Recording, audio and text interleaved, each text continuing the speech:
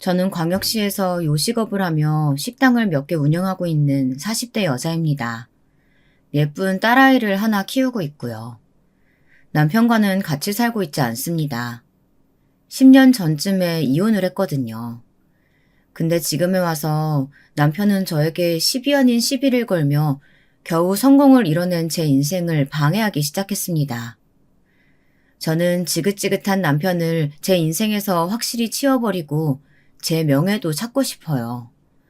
갑자기 웬 명예 타령인지 말이 좀 이상하죠? 지금부터 제 얘기를 잘 들어봐 주세요. 결혼 전 남편은 시원시원하고 화끈한 성격을 가지고 있었습니다. 뭐든 1초도 고민하지 않고 일단 한번 밀어붙이고 보는 그런 스타일이었달까요? 저는 너무 착하고 여기저기에서 해오는 부탁을 거절하지 못하는 우유부단인 성격인 아빠와 그런 아빠를 너무도 답답해하면서도 혼자 뒷수습을 하느라 갖은 고생을 다하신 엄마 손에서 컸어요. 그래서일까요? 아빠와 정반대 성향인 남편이 참 좋았거든요. 추진력 있고 박력 있고 남자답고 게다가 시부모님께서도 저를 너무 반겨주시는 바람에 저는 그 집의 일원이 되고 싶다는 생각에 사로잡혔던 것 같아요. 남편은 단점도 분명 있었지만 다 괜찮다고 생각했어요. 그중 하나가 금전적인 문제였는데 저도 그렇지만 남편은 정말 가진 게 별로 없었거든요. 둘이 합쳐서 고작 3천만 원짜리 새 방에서 신혼을 시작했고 결혼하자마자 첫째가 생겼어요. 너무 없이 시작했고 아이도 덜컥 생겨서 그런지 남편은 늘 돈돈거리기 일쑤였어요. 한 달에 생활비라고는 50만 원 주는 게 전부였고 어떤 날은 담뱃값이 모자란다. 어떤 날은 어디 공과금을 내야 한다며 그마저도 푼돈을 조금씩 뜯어가다가 줬다 뺏는 게 일상이었죠. 그 돈으로 어떻게 두 식구, 아니 뱃속에 아기까지 세 식구가 한 달 살림을 꾸려갈 수 있겠어요. 마침 시어머니는 동네에서 조그맣게 분식집을 하고 있었어요. 저는 생활비를 조금이라도 더 보태고 싶은 마음에 임신 중일 때부터 어머니 식당에 일을 나가곤 했어요. 재료 준비부터 조리, 서빙, 청소까지 하루 종일 일손이 부족한 파트에는 바로바로 가서 도와드리며 정말 열심히 일했습니다. 근데 그거 아세요? 제가 생각해도 정말 후회되고 바보 같았던 것이 하나 있어요. 저는 시어머니 가게에서 하루에 적게는 6시간, 많게는 12시간까지도 일하면서 제가 시급을 얼마를 받는지, 그러면 한 달에 얼마를 받는지도 모르고 있었거든요. 근데 그것도 그런 것이 시어머니가 제가 일한 월급을 계좌로 이체해 주셨는데 일한 첫 달부터 남편 통장으로 바로 이체를 해버리더라니까요. 처음에는 억울해서 내가 번 돈은 생활비 보태서 쓰고 싶다. 내가 일한 돈은 내가 직접 받고 싶다고 따졌는데 남편은 원래 부부란 경제권을 가진 사람이 수입을 모두 관리해야 한다고 했어요. 둘 다 벌어들이는 날짜와 금액이 다른데 이게 분산되면 결코 돈이 모이지 않는다고요. 자기가 책임지고 적금도 들고 해서 목돈으로 불리도록 관리할 터이니 본인에게 모든 수입이 들어오고 계획을 세워서 저에게 일정 금액을 생활비로 주는 게 맞다고요. 제가 멍청해 보이실 수도 있겠지만 그땐 정말 남편 말이 다 옳다고 생각했어요. 저라면 대체 한 달에 생활비를 얼마나 써야 할지, 적금은 또 얼마나 들어야 할지 아무것도 혼자 딱딱 결정하기가 힘들었을 것 같은데 남편은 마치 머릿속에 커다란 계산기가 들어앉은 것처럼 빠르게 셈을 따져보고 바로 실행해버리는 편이었으니까요. 생활비가 너무 쪼달릴 땐 내심 적금에 들어가는 돈이 좀 과한 것 같다는 생각이 들기도 했었는데 어쨌거나 생활비로 쓰면 이래저래 다 나가버리고 말 돈, 조금이라도 졸라매서 저축하는 게 나쁠 건 없잖아요. 얼른 우리 세 식구 좋은 집으로 이사가면 좋겠다는 생각에 알았다고 해버렸죠. 그렇게 저는 시어머니 가게에 나가 돈 벌고 살림하던 중 아이를 낳았고 산후조리를 하는 동안에는 일을 나가지 못했어요.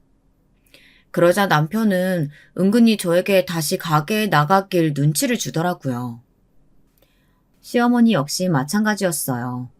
제가 집에 있는 걸 어찌나 눈꼴시려 하시던지 무슨 핑계를 대서라도 저를 가게에 나오게 하시더라니까요.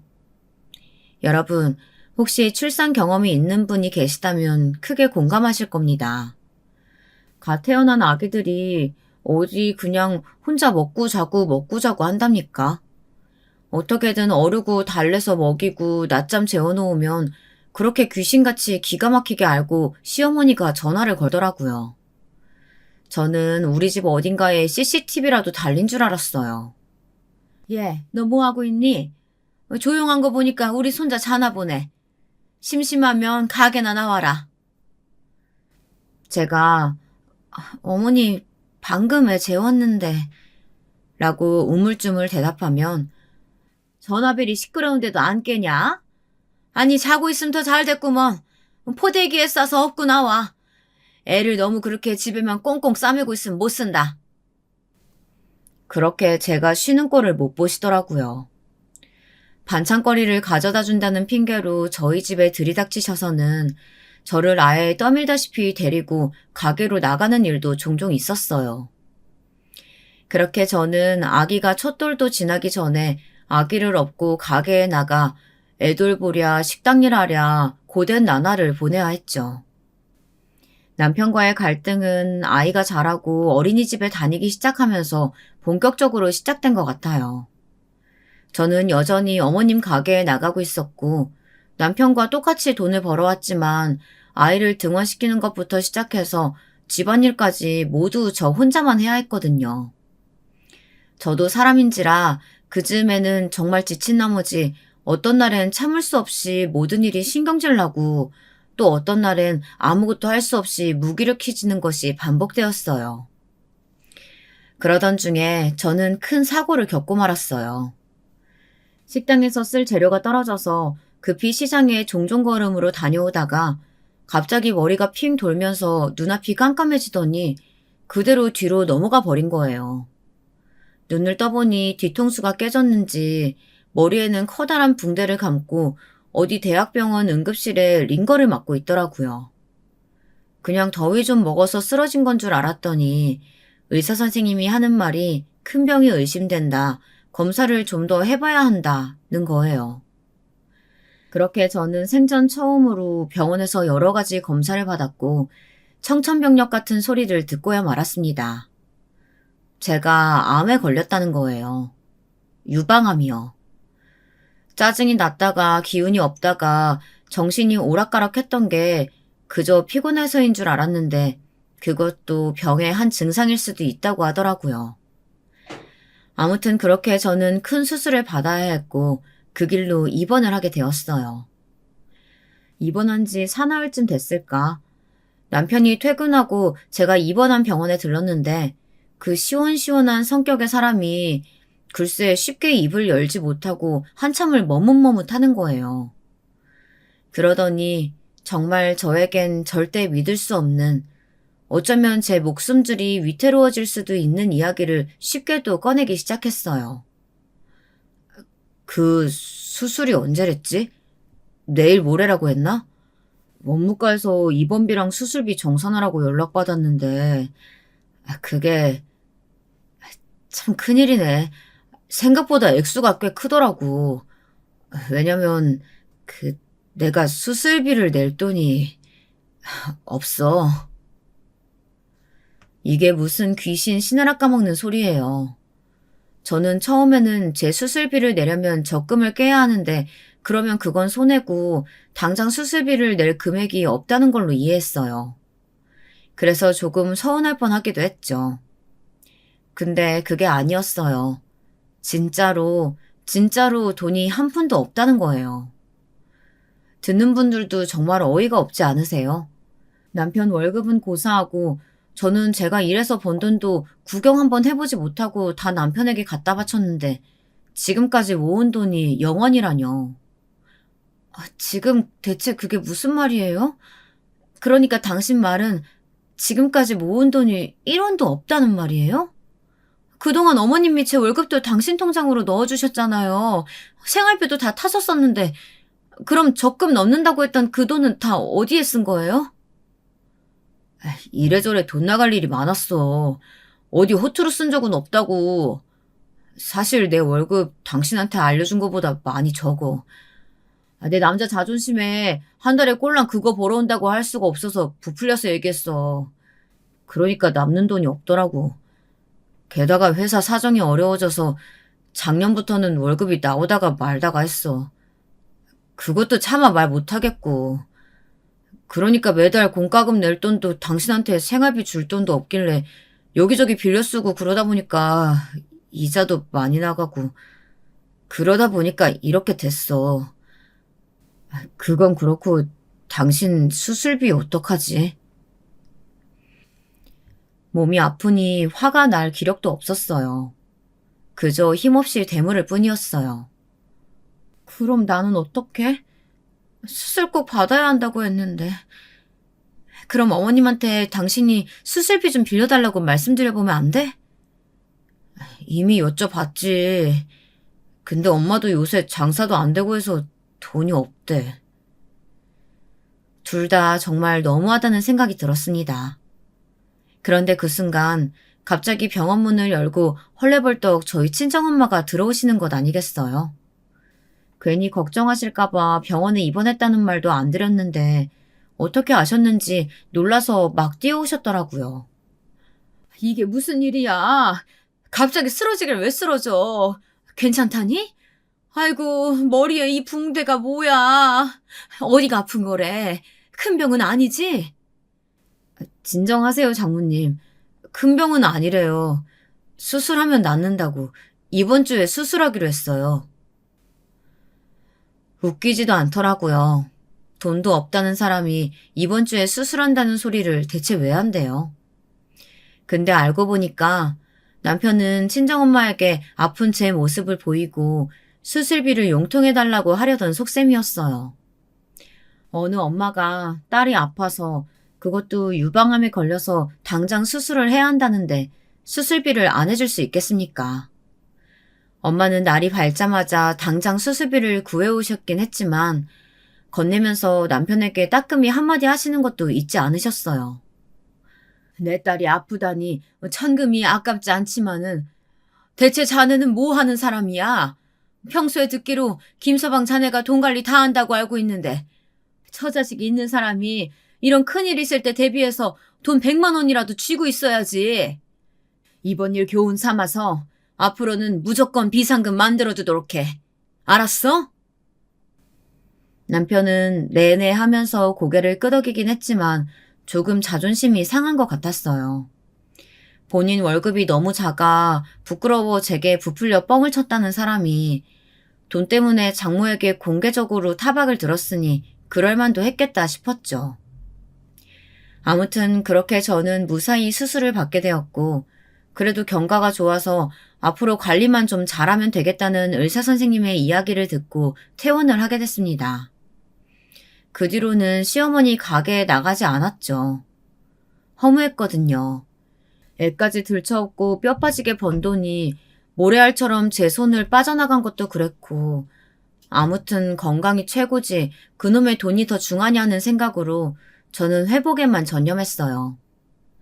제 몸은 점차 나아지고 있었지만 남편과 시어머니는 그때부터 대놓고 저를 홀대하기 시작했어요. 특히 시어머니는 전업주부가 된 저와 직장을 다니는 며느리들을 끝도 없이 비교하기 시작했어요. 한 번은 시어머니가 꼭 챙겨보시는 KBS 드라마에서 변호사 며느리가 시어머니한테 아침밥을 차려드리고 출근하는 장면이 나왔는데 보자마자 입에 거품을 물고 막 말씀을 하기 시작하시는 거예요. 요즘 세상에 전업주부 하는 여자들이 없지. 저 며느리가 변호사야, 변호사. 저런 고급 전문직도 여자들이 맘만 먹으면 다 꿰차고 승승장구할 수 있는 시대 아니야. 그러니까 누군 저렇게 변호사까지 하는 며느리 보고 누군 그저 집에서 밥이나 하고 살림이나 하는 그저 그런 며느리에 만족하고 살아가는 거지. 아이 참. 그러고 보니까 저 며느리는 시어머니 아침밥까지 차려주고 출근하네. 아유, 부러워 죽겠네. 대체 왜 드라마와 현실을 비교하시는 건지, 막말로 어머님은 저에게 해준 것이 뭐가 있다고요. 본인 아들부터가 변호사 며느리씩이나 데리고 살 군번이랍니까? 그리고 그 드라마 속 시어머니는 며느리를 극진히 위해줬어요. 그러시더니 시어머니는 다음 날 아침 6시부터 전화해서 이제부터 매일매일 아침밥부터 시작해서 저녁밥까지 그리고 식당에서 일하는 참모밥이며 간식까지 저더러 5개를 챙기래요. 사람이 빈둥빈둥 놀면 못 써. 뭐라도 해야지. 너 앞으로 삼시세끼 밥 담당, 청소 담당 하거라. 밖에 나가서 돈 버는 사람은 모쪼록 집에서 해주는 대접을 얼마나 받고 다니는지가 티가 나는 법이야. 남편도 절 그렇게 구박했냐고요? 아니에요. 남편은 시어머니와는 좀 달랐어요. 대놓고 저에게 뭐라고 하거나 하진 않았지만 뭐랄까 영혼이 없달까 온 정신과 마음을 딴 데다 두고 다니는 사람처럼 굴었어요. 제가 오늘은 머리가 아프네. 수술한 데가 비 오니까 조금 쑤시는 것 같아. 라고 말을 해도 그저 건성으로 아파서 어떡해. 라는 대답뿐 진심으로 병원에 가볼까 약이라도 사다 줄까 이런 말을 들어본 적이 없었어요. 시어머니 말 맞다나 그래 돈 버는 게 고생이긴 하지만 신경 써서 남편에게 멋진 요리를 해줘도 그저 심드렁하게 먹고 맛있냐고 물어보면 그제야 맛있네 먹을만하다 이런 식으로 대꾸하니 저는 남편이랑 사는 재미가 하나도 없었어요. 더군다나 수술을 한 이후로 남편은 저를 여자로 대해주지도 않았어요. 제가 자다가 슬쩍 다가가려고 하기라도 하면 남편은 치사한 면명을 잔뜩 늘어놓으며 저에게 등을 돌리고 눕더라니까요. 글쎄 뭐라고 하는 줄 아세요? 아무래도 당신이 암에 걸렸다고 하니까 내가 함부로 손대기가 조심스러운 거야. 혹시나 나 때문에 어디 또 아파지면 어떡해. 아직 당신 몸 어딘가에 돌아다닐 수도 있는 병이 걱정되기도 하고. 그리고 솔직히 아직 나는 자신 없어. 당신 수술 받은 곳 보기가 좀 그래. 참 비참했어요. 나는 남편에게 아내로서, 아이들 엄마로서, 그리고 한 여자로 대우를 받지 못하고 살고 있구나.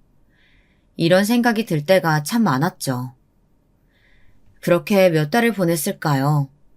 한 번은 남편이 웬일로 음식물 쓰레기를 자기가 버리겠다고 자처해서 나가더니 한참을 돌아오질 않는 거예요. 걱정이 돼서 나가봤죠. 지금 생각해보면 걱정보다는 뭔가 쎄한 느낌이랄까. 여자의 촉 있잖아요. 뭔가 그냥 늦게 들어오는 것 같진 않고 불길하다. 내가 두 눈으로 한번 확인해봐야겠다 하는 그런 직감 말이에요. 서둘러 옷을 걸쳐 입고 쓰레기장 앞으로 가봤는데 당연히 남편은 없죠. 슈퍼 앞에도 가보고 골목 구석구석을 가봤는데도 없었어요. 괜히 오바했나 포기하고 들어오려는데 남편 차가 눈에 띄지 뭐예요. 아까는 시동도 불도 꺼져 있어서 몰랐는데 지금 보니까 차 안에 불이 환하게 켜져 있더라고요. 자세히 보니 누구랑 통화를 하고 있었는데 남편의 표정이 심상치 않더라고요. 아주 희희락락 웃음을 감추지 못하고 설레고 좋아 죽겠는 그 표정. 영락 없이 사랑에 빠진 연애 중인 한 남자의 표정이었어요. 가까이 가서 창문을 두드리면서 여기서 뭐해? 라고 물으니 남편은 황급히 전화를 끊어버렸어요. 근데 진짜 황당했던 건 뭔지 아세요?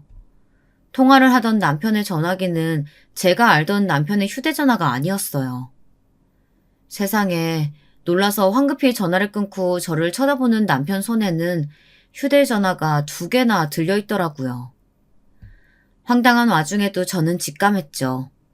아, 이 사람이 바람을 피고 있구나 하고요. 도둑놈이 도리어 몽둥이를 든다고 남편은 괜히 저에게 승질을 있는 대로 부리면서 집으로 도망쳐 올라가 버렸어요. 당신 을처증이야? 성가시게 왜 여기까지 쫓아와서 남의 통화를 엿듣고 엿보고 그래? 얼른 들어가서 잠이나 자. 그러나 제 눈으로 그 광경을 본 이상 확인을 해야 했어요. 쫓아가서 물었죠. 누구랑 통화한 거야? 그리고 그 핸드폰은 뭐야? 당신이 휴대전화를 2개나 쓸 일이 뭐가 있어? 나 좀 보여줘봐. 남편은 절대로 보여줄 수 없다고 했고, 저는 그 휴대전화를 꼭 봐야겠어서 나는 안 주니 너는 뺐니 하면서 실랑이를 하다가 급기야 몸싸움까지 벌어지게 되었어요. 지금 생각해도 신기한 게 제 작은 체구에서 어떻게 그런 악다구니가 나왔는지 저는 남편을 몇 대 패주고 핸드폰을 손에 넣는 데 성공했어요. 얼른 작은 방으로 도망가 문을 잠그고 휴대전화를 들여다봤어요. 그리고 정말 믿을 수 없는 현실이 제 눈앞에 펼쳐지기 시작했습니다. 며칠 전 남편이 느닷없이 어디서 팔뚝에 조그맣게 문신을 하고 온 적이 있거든요. 텔레비전에 연예인들이 막 문신에 스티커 같은 걸 붙이고 나오잖아요.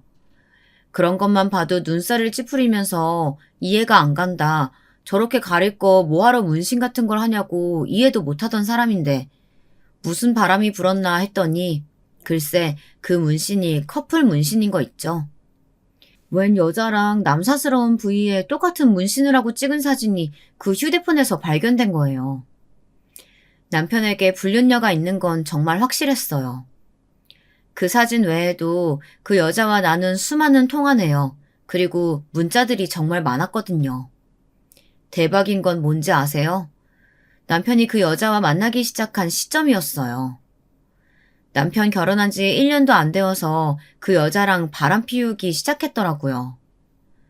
저는 울면서 정신없이 모든 증거들을 확인했어요.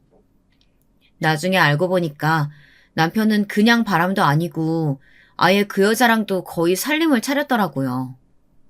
왜 저 수술할 때 남편이 그동안 모아두는 돈이 하나도 없다고 했잖아요. 그게 이 사람이 2집 살림을 하려니 월급이 터무니없이 부족해지는 바람에 그랬던 거예요. 그러니까 저는 한마디로 죽 써서 괴준 거죠. 암에 걸리면서까지 힘들게 자식 건사하고 남편 뒷바라지까지 하고 맞벌이까지 해댔지만 저에게 남은 건 이런 비참한 결과였어요. 저는 이제 더 이상 남편과 살 수 없다는 결론을 내렸어요. 남편이 너무 징그럽고 소름 끼쳤어요. 한 이불을 덮고 자는 것도 불경스러웠고 한 빨래통에 남편과 저 그리고 아이의 빨랫감이 뒤엉켜 있는 것만 봐도 토할 것 같았어요. 그런 저희가 어떻게 부부로 앞으로 몇십 년을 더 살 수가 있겠어요. 저는 그렇게 남편에게 이혼을 선언했어요.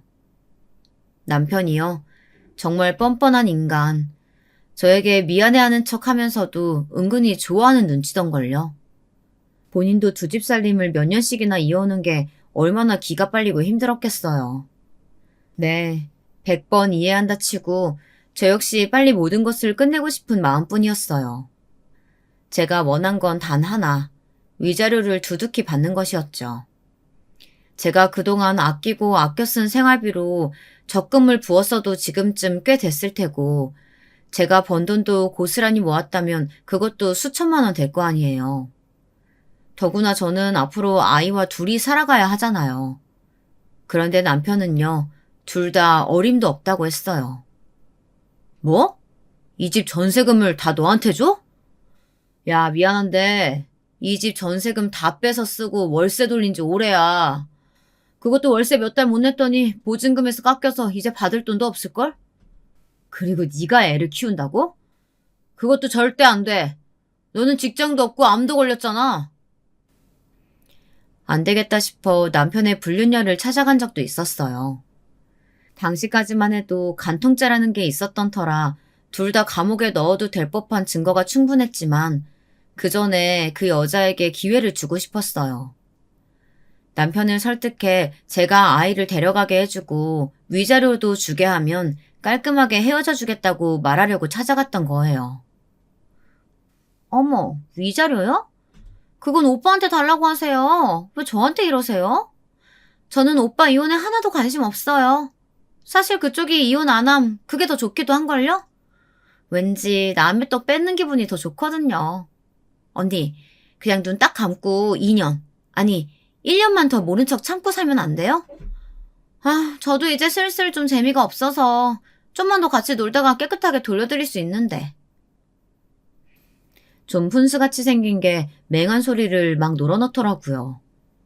딱 봐도 어디 술집에 나가는 데 같던데. 도무지 말이 통하지 않아 저는 집으로 돌아왔고 남편은 그 여자가 뭐라고 했는지 저에게 위자료는 한 푼도 없다며 지금 당장 이혼하자고 길길이 날뛰었어요. 그렇게 저는 남편과 참 안 좋은 모습으로 이혼하게 되었습니다. 애도 뺏기고 돈 한 푼도 없이 빈털터리로 쫓겨나게 된 거예요. 그런 모습으로 차마 친정집에 갈 수가 없어서 겨우겨우 숙식이 가능한 식당에 취직을 했고 거기서 저는 진짜 거지같이 살았어요. 식당에 달린 쪽방에서 지내니 같은 돈을 받고 일하는 직원들보다도 더 많은 일을 해야 했어요. 아침에 제일 먼저 나가서 재료 손질하는 것부터 해서 저녁 장사 마무리하고 청소하고 뒷정리하는 일까지 하루 종일 중노동을 해야 했어요. 그뿐인가요? 아침 저녁으로는 저 폐지도 주우러 다녔어요. 젊은 여자가 폐지를 주우러 다니면 얼마나 험한 일을 많이 겪게 되는 줄 아세요? 정말 치사스럽고 수치스러운 일들이 많았어요. 그 동네에 이미 폐지를 주우러 다니는 할아버지 할머니들이 많았었는데 저까지 합세하니 아무래도 할머니 할아버지들이 가져가실 게 줄어들겠죠. 저만 보면 삿대질을 하며 얼마나 쌍욕을 하시던지. 어떻게 동네에 소문이 났는지 시어머니는 저에게 전화를 걸어서 난리를 치기도 했어요. 내 동네 창피해서 살 수가 없다. 무슨 식당에서 밥 얻어먹으면서 청성 부리면서 일하고 아침 저녁으로 고물을 주우러 다녀? 너 우리 보라고 일부러 그러는 거냐? 그렇게 불쌍히 여기면 뭐 내 아들이 너 다시 쳐다봐 줄 줄 알고? 당장 꿈 깨. 창피해 죽겠으니까 폐지를 줍든 식당 일을 하든 좀 다른 동네 가서 해주면 안 되겠어? 그러나 저는 그 동네를 떠날 수가 없었어요.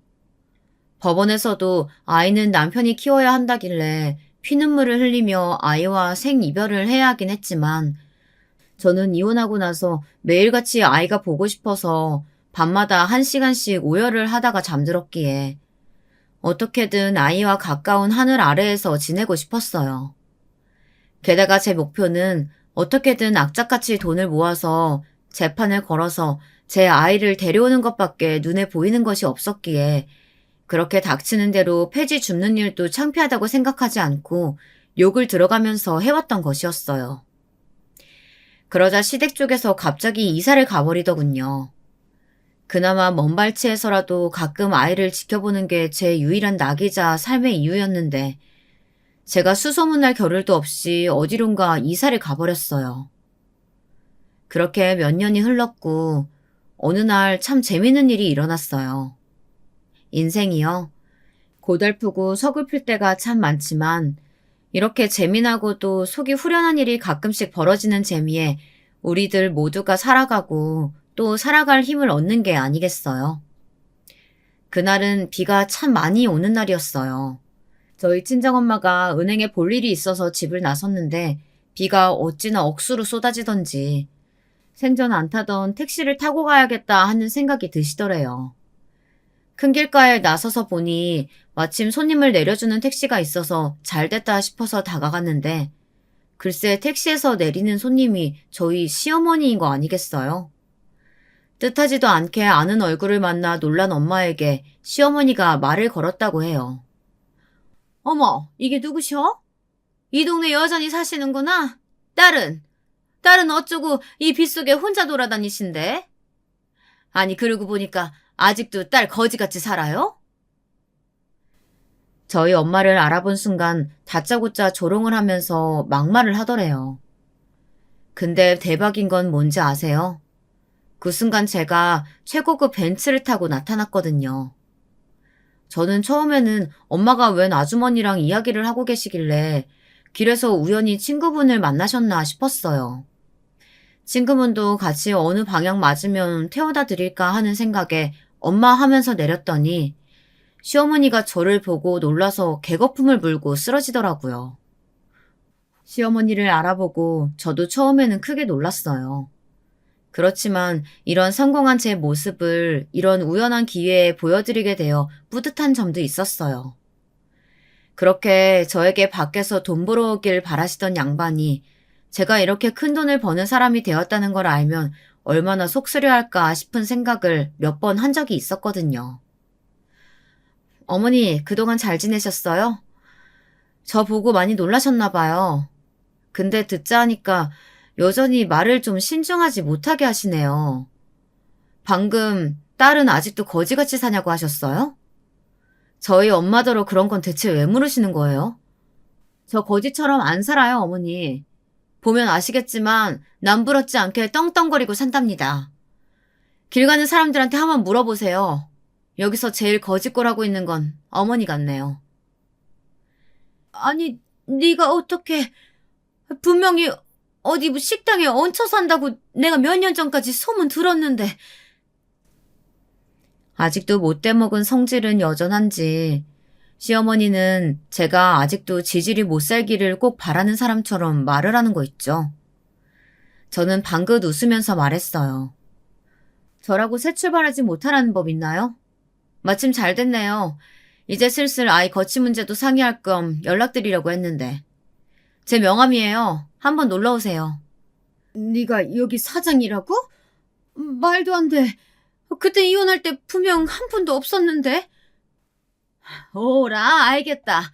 너 우리 아들이랑 살 때 몰래 생활비 빼돌려서 몰래 딴 주머니 창게로구나. 그렇게 모두를 깜찍하게 속이고 이제 눈앞에 시댁이 안 보이니까 이렇게 커다란 가게 차리고서 떵떵거리고 살고 있었어. 참 기가 막혀서 말이 안 나오더라고요. 그럴 리가요. 제가 일해서 번 돈까지 알뜰히 본인 아들 통장으로 계좌 이체해 주셨으면서 너무도 어처구니가 없었지만 거기서 대거리를 할 만한 가치조차 느끼지 않았기에 저는 상큼하게 저희 엄마만 쏙 모시고 그럼 연락 주세요, 어머니. 하고 인사를 드리고 저희는 멋지게 차를 타고 미끄러져 그 자리를 떠났답니다. 시어머니 말 맞다나 참 거지같이 살았던 제가 어떻게 부자가 되었는지 그 이야기를 이제부터 들려드릴게요. 이혼 직후 식당에 딸린 방에서 살게 되었다고 이야기했었죠. 근데 그게 어쩌면 오히려 저에게 큰 기회가 되었어요. 식당을 운영하는 일이 100이라면 100을 모두 빠삭하게 익힐 수 있었거든요. 식당 일을 하면서 저는 언제 손님이 제일 많이 들고 적게 드는지를 파악하게 되었고 무엇을 좋아하고 싫어하는지 대중적인 호불호를 알 수 있게 되었어요. 식재료는 어디서 구하는 게 제일 신선하고 저렴한지, 사람들은 밑반찬으로 뭘 내주면 거의 남기지 않는지 등을 알게 되었습니다. 사람들 응대하는 것도 점차 요령이 생기기 시작했어요. 손님 응대는 물론이고 제법 많은 인원의 직원들과도 큰 탈 없이 잘 지내는 탓에 점차 직원들 사이에서도 높은 자리까지 올라가게 되었어요. 그러면서 식당 일을 하지 않아도 되는 아침 저녁에는 지독히도 일을 하며 돈을 벌었습니다. 폐지 줍는 일은 이제 드리는 시간보다는 돈이 많이 되질 않아서 새벽에는 일찍 나가 녹즙 배달, 빈 건물 화장실 청소하기 등을 했고 저녁에는 대리기사나 전단지 돌리기까지 닥치는 대로 일을 했습니다. 그러니 제법 돈이 쏠쏠히 모이더군요. 게다가 시어머니가 이사를 가버리는 바람에 아이에게 그나마 조금씩이라도 용돈조로 쥐어줬던 돈까지 쓸 곳이 없어져서 저는 그런 푼돈까지 알뜰하게 모아 얼른 제 명의로 된 식당을 하나 차려 빨리 아이를 데려야겠다 생각밖에 없었습니다. 어느 정도 돈이 모이고 나자 밤에 하는 일은 그만두고 열심히 요리 연습과 메뉴 개발에 돌입했어요. 방 밖에만 나서면 식당이겠다. 밤새 연구를 하니 그럭저럭 실력이 쑥쑥 늘어나는 게 느껴졌어요. 그거 아세요? 사실 저희 시어머니가 입은 거치신데 손맛이 좀 좋았거든요. 분식집에서 일을 할 때 떡볶이를 끓일 때에도 오뎅을 끓일 때에도 어디에나 쓰려고 늘상 만드는 육수가 있었는데 그게 제법 맛이 있었단 말이에요. 마침 그 육수가 생각나서 이리저리 연구했더니 먹어본 사람은 누구나 극창하는 음식이 만들어지더라고요. 지금 생각해보면 그 육수는 분식에는 별로 안 어울리는 육수였어요. 아무튼 그렇게 저는 공들여서 식당을 오픈했고 그게 대박이 난 거죠. 원래 식당에서 분점이 하나 둘 늘어나게 되었고 저는 체인점을 여럿 거느린 식당 사장이 되었어요. 그뿐인 줄 아세요? 그 육수를 가지고 다른 메뉴들도 여러 개 개발했고 연속적으로 대박이 터지는 바람에 오늘날 큰 기업에 못지않게 매출을 올리는 업체 사장님이 되었어요. 저희 동네는 서울은 아니고 광역시이지만 큰 시내에 나가면 제 식당을 못해도 10개는 지나치셔야 할 겁니다. 어지간하면 다 제가 만든 식당이 목 좋은 데 자리를 잡고 있거든요. 그 다음 주였던가요? 글쎄 시어머니가 진짜로 제 명함을 보고 식당을 찾아온 거 있죠. 아들까지 대동하고 말이에요. 지난번 마주쳤을 때 전에 없던 당당한 태도로 대해드렸더니 여차하면 혼자서는 못 당하겠다 싶으셨나 봐요. 그렇게 아들 팔을 꼭 붙들고 들어선 시어머니는 예상보다 더 크고 웅장한 가게 내부에 시어머니는 한껏 놀라는 눈치였어요. 눈이 휘둥그레져서 어디 산골짜기에 살다가 처음 도시 구경을 온 사람처럼 이리 두리번 저리 두리번 거리기 바쁘더라고요. 남편은 어색하게 제게 인사를 건넸어요. 이게 누구야? 오랜만이네. 잘 지냈어? 당신 신수가 환해졌다. 엄마가 당신이 여기 사장이라서 말도 안 되는 소리라고 했다가 정 못 믿겠으면 같이 가보자고 해서 와봤는데 이거 정말 자기가 운영하는 가게야? 헤어질 땐 그렇게 남보다 못하게 굴었던 사람이 멀끔해진 제 모습을 보더니 태도를 바꾸어 저에게 아주 공손하고 젠틀하게 말을 걸더라고요. 네, 보다시피 잘 지냈어요. 당신은 얼굴이 영 안 됐네.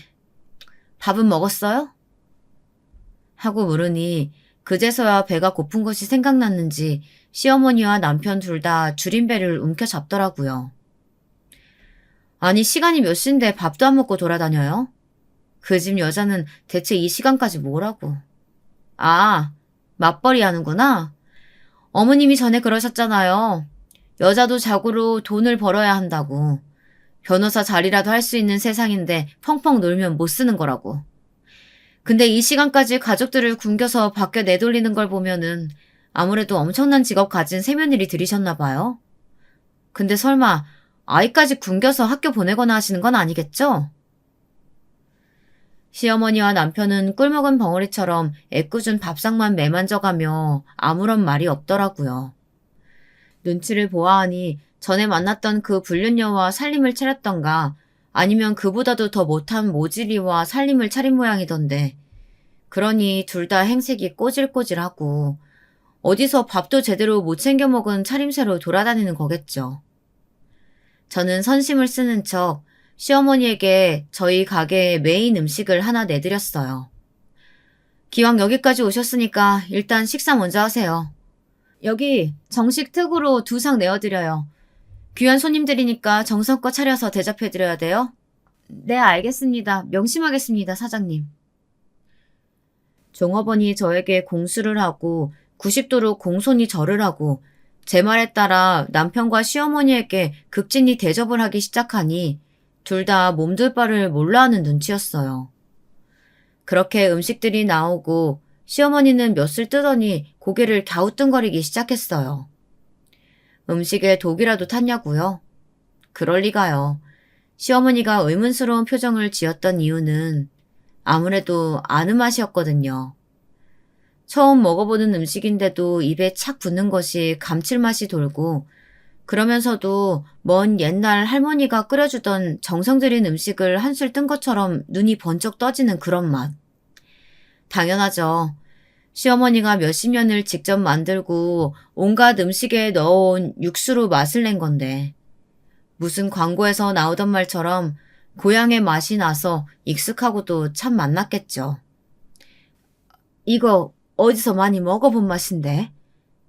이거 내 육수로 만든 거냐? 오라. 그러고 보니 네가 내 비법을 훔쳐가지고 이렇게 큰 식당 사장까지 된 모양이구나.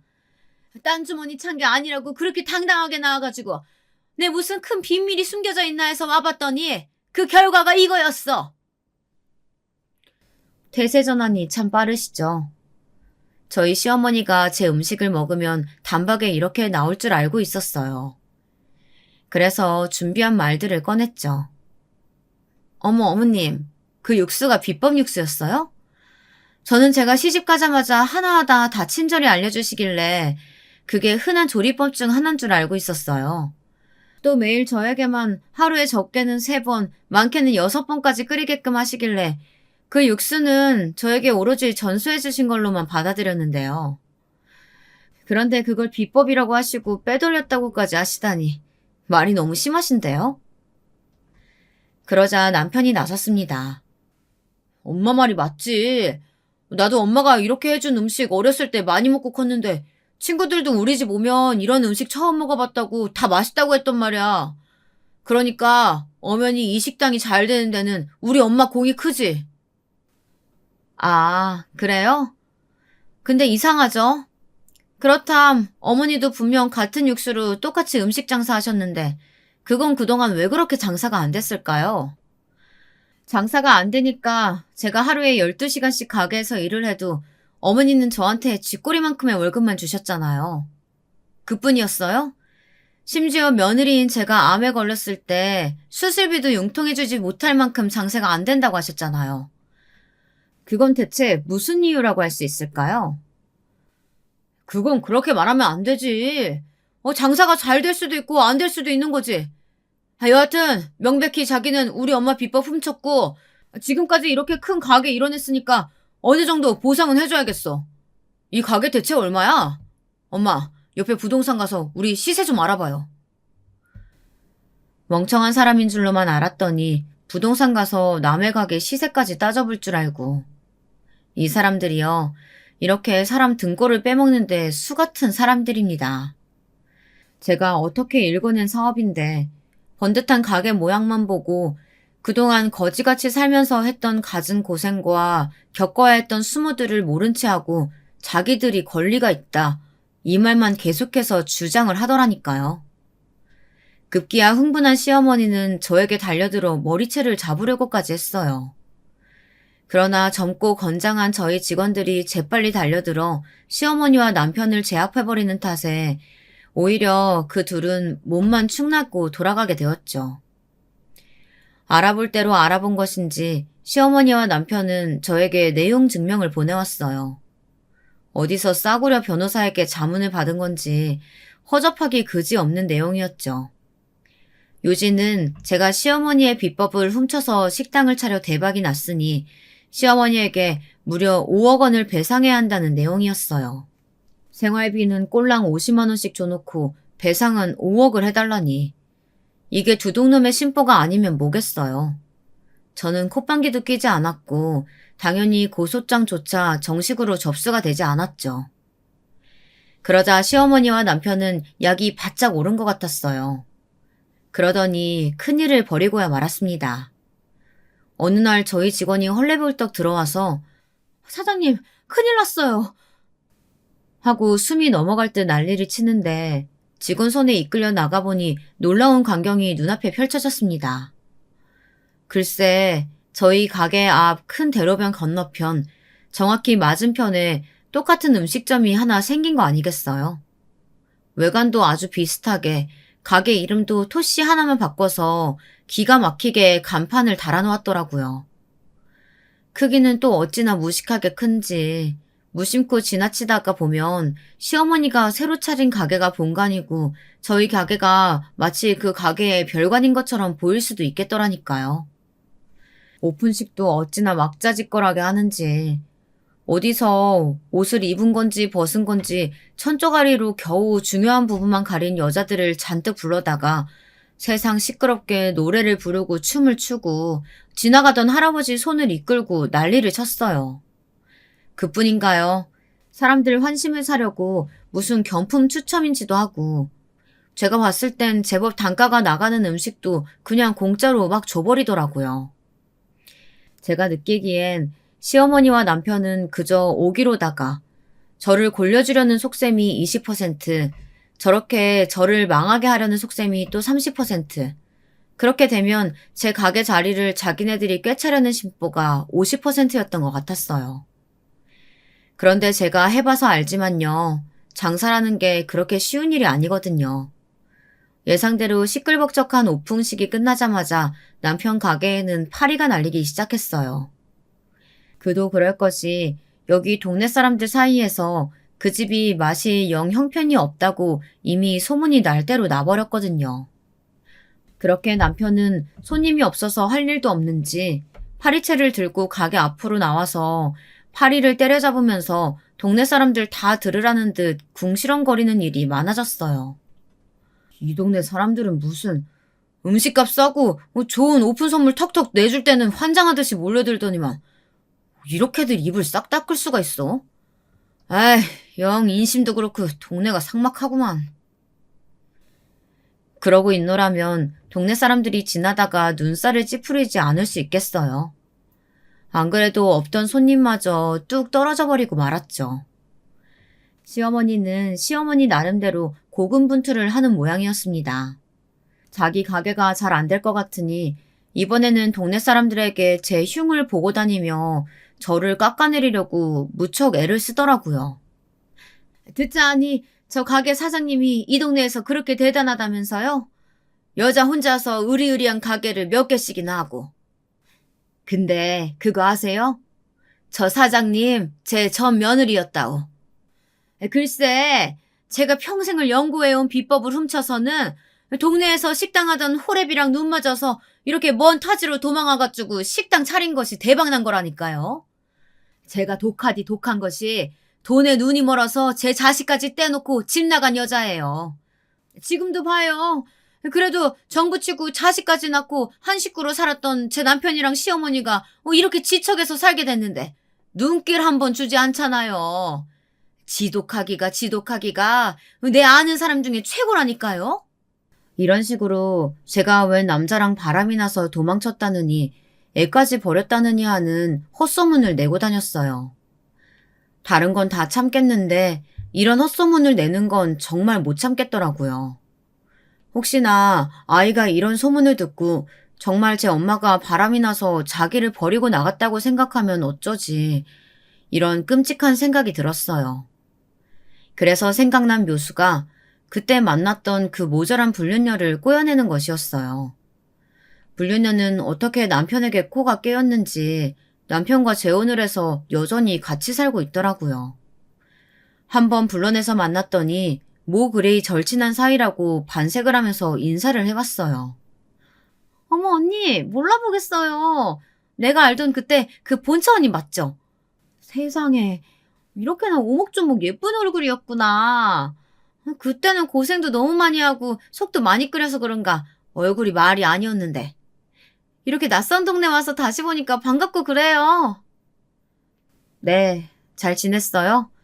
근데 아가씨는 얼굴이 많이 상했어요. 어머님이 식당 일 많이 시키시죠? 일은 할만해요? 아, 참. 안 그래도 그 식당 때문에 화딱지 나서 못 살겠다니까요? 아니, 어머님 진짜 정신이 좀 어떻게 되신 것 같아요. 저를 얼마나 못 부림하고서 안달인지.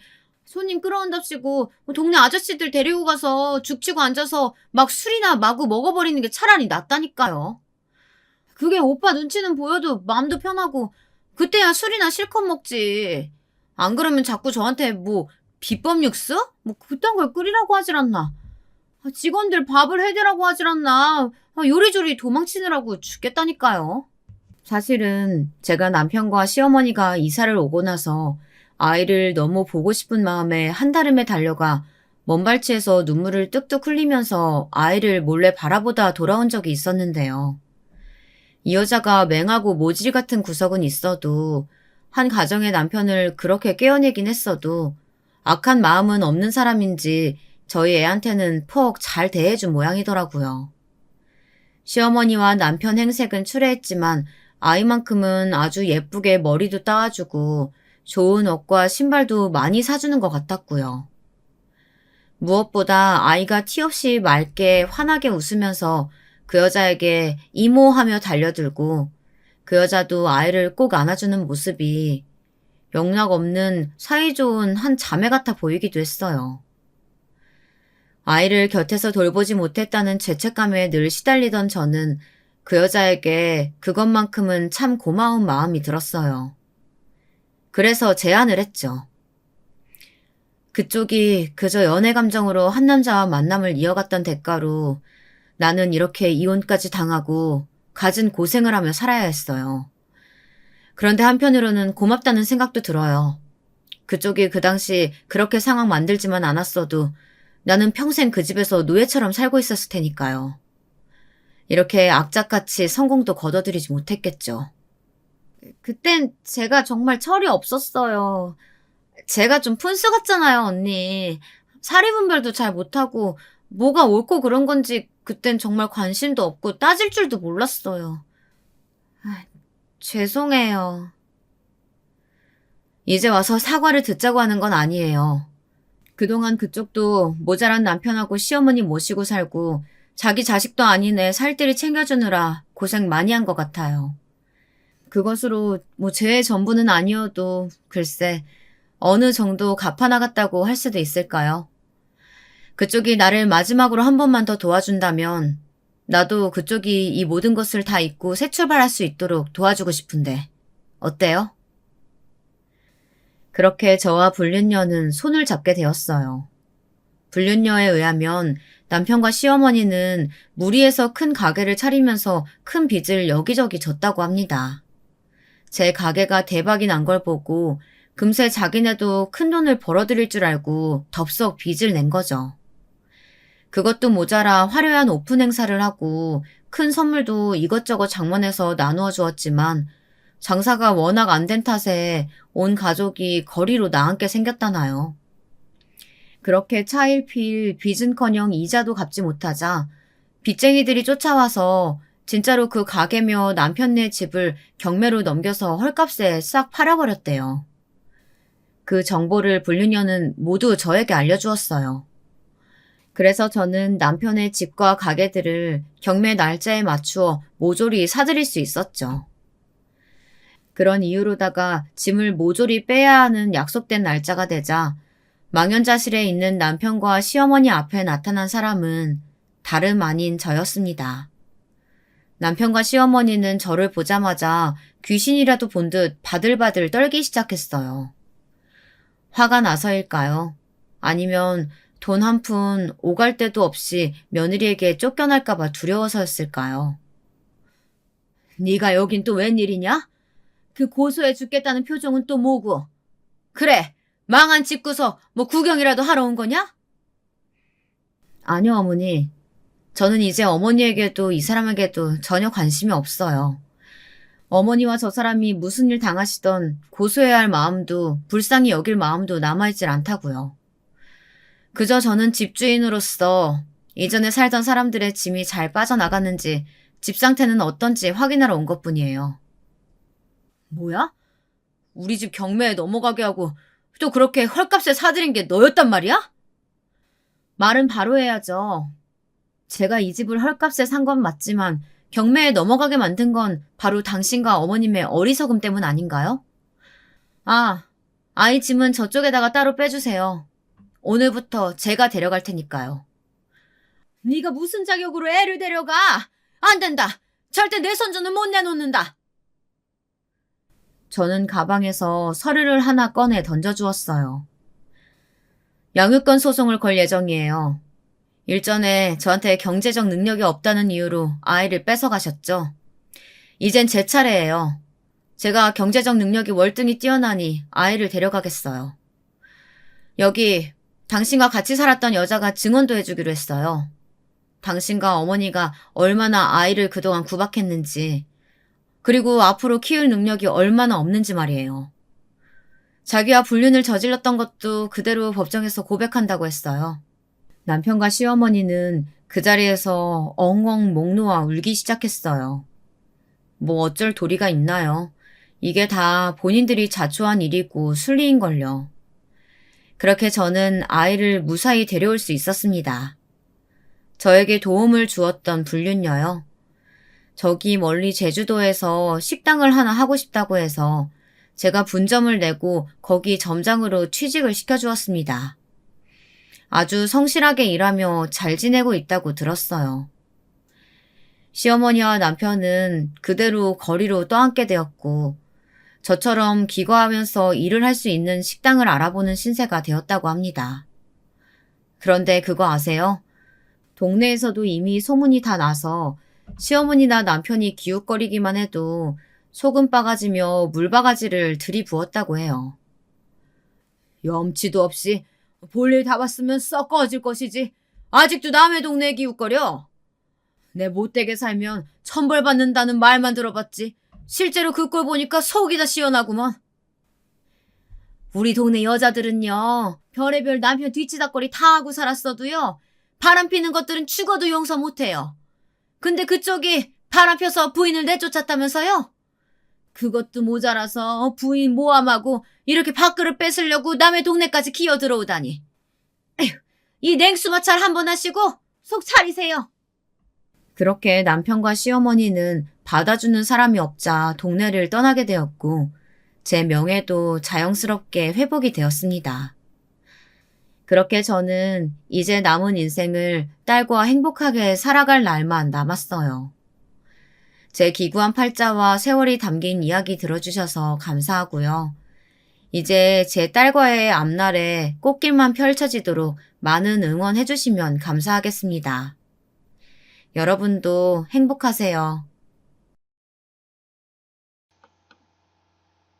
안녕하세요. 저는 대학생, 고등학생 아들을 둘을 두고 있는 40대 중반 여자입니다. 저는 20대 초반 어린 나이에 남편과 만나 혹독한 시집살이를 겪었는데 벌써 세월이 이렇게 흘러버렸네요.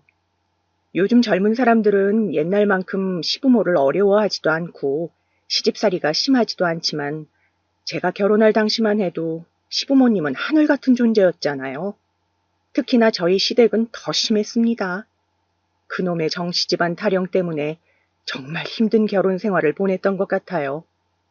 시어머니 시집살이보다 힘들다는 시아버지 시집살이를 20년 넘게 겪었으니까요. 그런데 저도 이제 나이를 먹으니 더 이상 시아버지가 무섭지 않더라고요. 그래서 이제는 저도 당당하게 정시집안 며느리로서 할 말은 하고 살기로 했습니다. 사실 얼마 전 처음으로 눈치 보지 않고 떳떳하게 제 의견을 말할 수 있게 되어서 너무 속이 시원했거든요.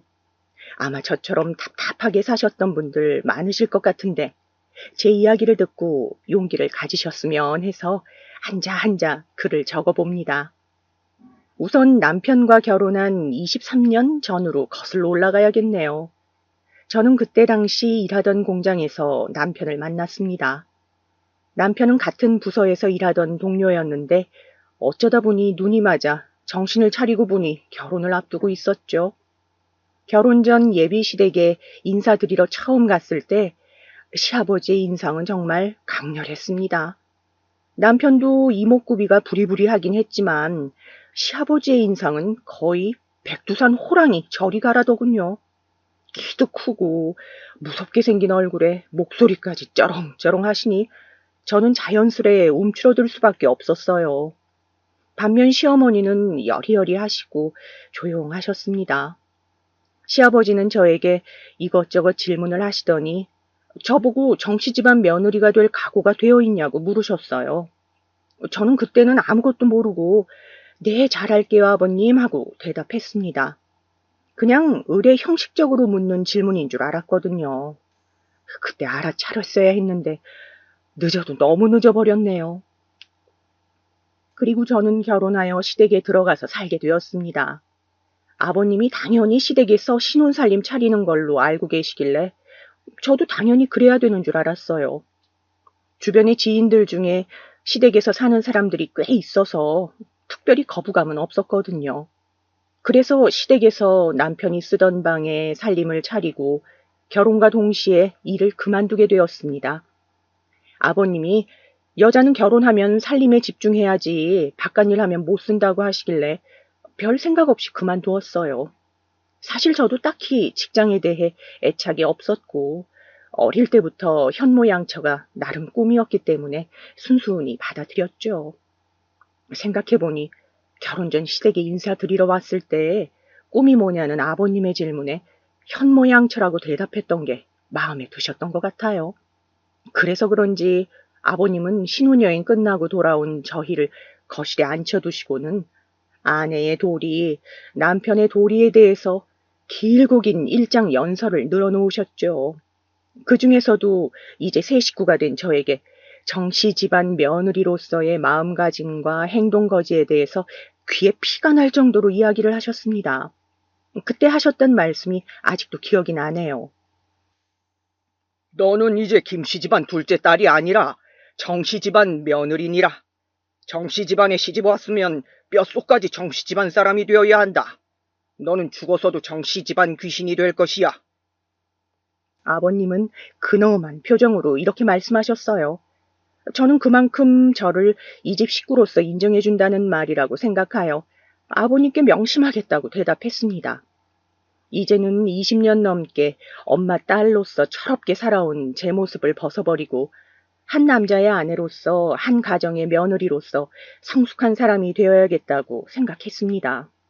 하지만 막상 결혼 생활을 시작하고 보니 그게 생각보다 쉬운 게 아니더군요. 저는 최대한 잘한다고 하는데도 아버님이 원하시는 기준이 너무 높아서 맞추기가 힘들었습니다. 그저 집안일 열심히 하고 남편 내조 잘하고 시부모님께 공손히만 하면 되는 줄 알았는데 그게 다가 아니었어요. 무엇보다도 까다로운 건 아버님의 입맛이었습니다. 아버님은 입맛이 고급이라 항상 상에 고기가 있어야지만 밥을 드셨고 똑같은 반찬을 2번 이상 상에 올리는 것을 극도로 싫어하셨습니다. 저는 세상에 그렇게 다양한 고기 요리가 있다는 것을 시집가서 처음 알았어요. 저는 어머님을 도와 매일매일 새로운 요리와 반찬들을 해내느라 정신이 없었습니다. 고기 외에도 아버님이 자주 찾으시는 간장게장은 꼭 알이 꽉 찬 암캐로만 준비해야 했고, 갈치는 무조건 제주갈치, 전복이나 해산물 종류는 무조건 씨알 굵은 걸로만 찾으셨어요. 제철이 아니라서 구할 수 없는 경우에는 어떻게 해서든 비슷한 거라도 구해와야 했죠. 그래서 요리하는 시간보다 어머님과 재료를 구하러 돌아다니는 일이 더 힘들었습니다. 게다가 입맛은 어찌나 까다로우신지 아버님 입맛에 딱 맞게 간을 맞추는 것도 여간 어려운 게 아니더라고요. 어느 날은 한우갈비를 사다가 갈비찜을 했는데 아버님이 갈비를 한 점 입으로 뜯더니 젓가락을 탁 하고 내려놓으시더라고요. 그러더니 인상을 팍 쓰고 어머님께 이렇게 말씀하셨습니다. 당신 도대체 며느리를 어떻게 가르치는 거야? 이걸 지금 먹으라고 만든 거야? 상에 올리기 전에 당신이 간 안 봤어? 그 말을 들은 저는 순간 가슴이 철렁해서 어머님을 바라봤습니다. 어머님은 아버님의 눈도 쳐다보지 못하고 조그마한 목소리로 말씀하시더라고요. 예, 다음부터 조심할게요. 어머님이 대답하자 아버님은 갈비찜이 들어있는 그릇을 옆으로 탁 밀더니 물을 벌컥벌컥 마시고 자리에서 일어나셨어요. 어머님은 착잡한 표정으로 갈비찜을 들고 가시더니 그대로 싱크대에 부으시더라고요. 저는 제가 음식을 정말 이상하게 했나 싶어서 한 입 먹어보았지만 무엇이 문제인지 알 수가 없었습니다. 저는 안절부절 못하고 있다가 어머님을 바라보자 어머님 표정이 너무 안 좋으시더라고요. 그래서 어머님께 다가가 죄송하다고 했습니다. 어머님은 대답도 안 하고 그냥 묵묵히 상을 치우셨어요. 저는 무거운 분위기 속에서 어찌해야 할 바를 몰라 혼자 발만 동동 굴렀습니다. 그러고 보니 어머님은 아버님 기에 완전 눌려 사시더라고요. 어머님을 처음 뵀을 때는 굉장히 조용조용하시길래 원래 성격이 그러신 줄 알았는데 결혼하고 나서 보니 시아버지 같은 분과 몇십 년을 같이 살면 저렇게 될 수밖에 없겠다 싶었습니다. 앞에 일화에서도 알 수 있듯이 아버님은 굉장히 강압적이고 가부장적이고 엄격하셨거든요. 저는 매일 새벽 4시 반에 일어나 어머님과 아침 식사 준비를 하고 새벽 6시에 항상 아버님께 문안 인사를 드렸습니다. 6시에 칼같이 일어나시는 아버님 때문에 1분이라도 문안 인사가 늦으면 불호령이 떨어졌어요. 결혼 전에는 이렇게 일찍 일어나 본 적이 없어서 처음에 적응하는데 꽤 힘들었습니다. 하루는 추운 날씨에 찬거리를 사러 시장에 돌아다니다가 감기에 걸렸는지 몸이 으슬으슬 춥더라고요. 아니나 다를까 감기 몸살에 열이 끓어서 끙끙대다 겨우 잠드는 바람에 다음날 문안 인사에 늦고 말았습니다. 정신을 차려보니 아침 7시더라고요. 시계를 보고 화들짝 놀라 거실에 나가보니 어머님은 설거지를 하고 계셨고 아버님과 남편은 이미 출근을 했더라고요. 어머님은 부스스한 몰골로 방에서 나오는 저를 보고 혀를 끌끌 찼습니다. 저를 몇 번이나 깨웠는데 일어나지 않았다고 하시더라고요. 그리고 그날 퇴근하고 오신 아버님이 저와 남편을 불러 앉혔습니다. 아버님은 저에게 삿대질을 하며 화를 내셨어요. 너는 무슨 애가 그리 게으르냐? 시아버지가 출근할 때까지 얼굴 한번 안 비추는 며느리는 내 세상에 듣도 보도 못했구나. 저는 감기 몸살 때문에 온몸이 두들겨 맞은 듯이 아프고 머리가 깨질 듯 아팠지만 고개를 조아리고 아버님께 용서를 구했어요. 아버님은 감기 몸살이라는 말에 허참 하고 코웃음을 치시더니 이번에는 남편한테 성을 내시더라고요. 너는 네 마누라 간수도 똑바로 못하냐? 정씨 집안에 들어왔으면 죽이 되든 밥이 되든 정씨 집안 법도를 따라야 하거늘 네 마누라가 잘 모르면 때려서라도 가르쳐야 될 것 아니냐? 하여간 계집들은 때려야 말을 듣지. 저는 아버님의 말에 너무 놀라 심장이 철렁했어요. 놀란 토끼 눈으로 남편을 바라보자 남편은 고개만 푹 숙이고 네 하고 대답만 하더라고요.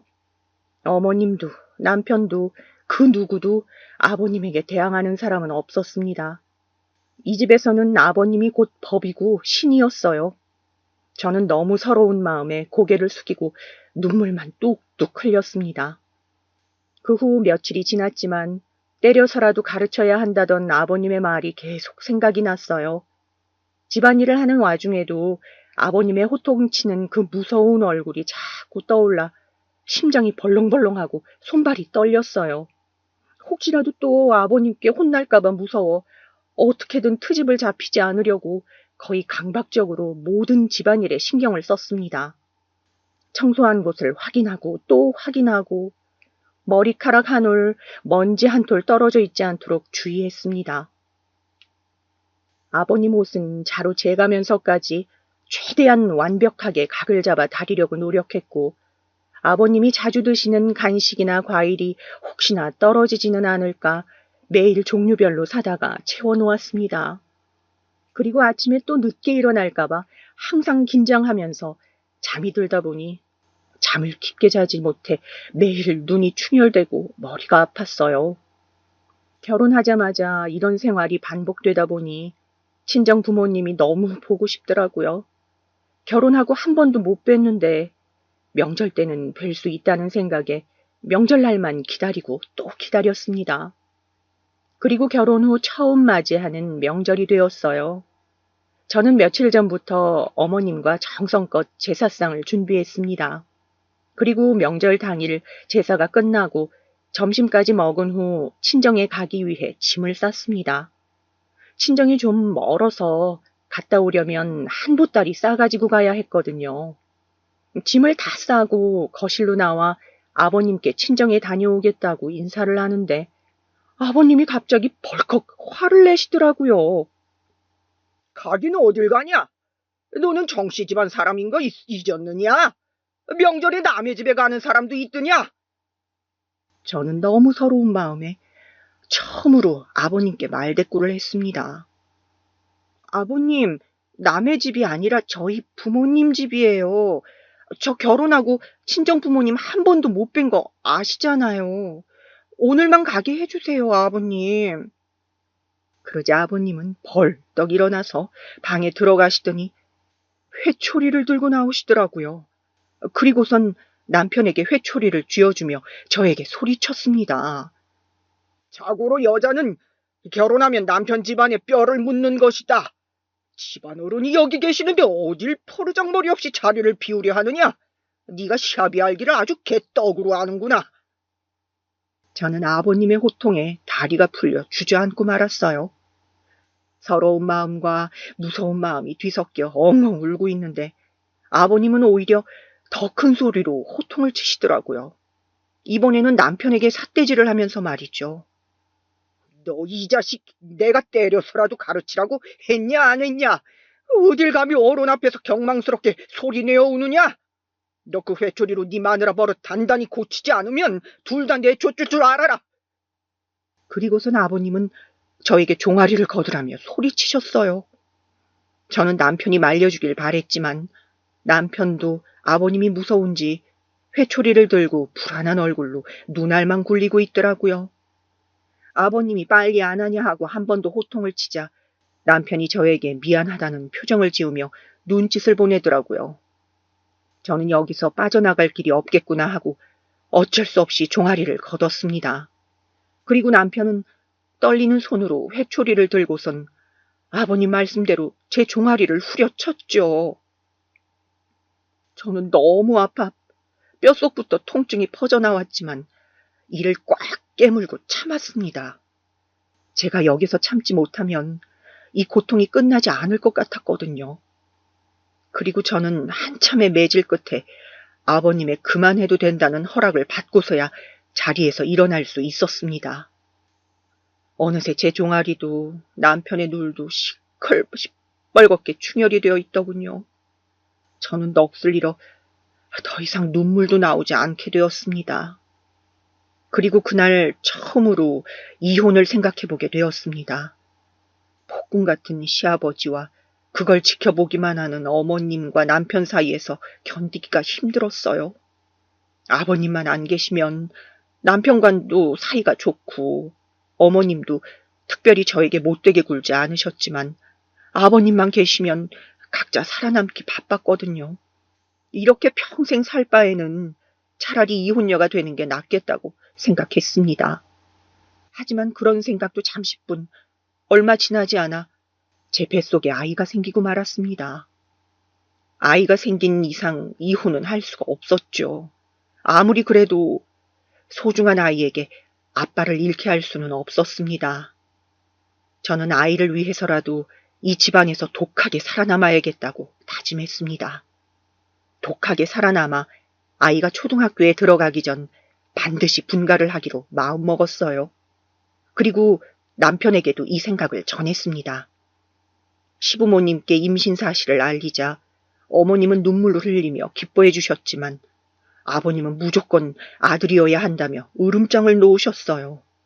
사실 남편한테 남동생이 하나 있었지만 아버님 성격을 못 견디고 일찍 집을 나가 의절하고 사는 바람에 정씨 집안 대를 잇기 위해서는 제가 아들을 낳아야만 하는 상황이었거든요.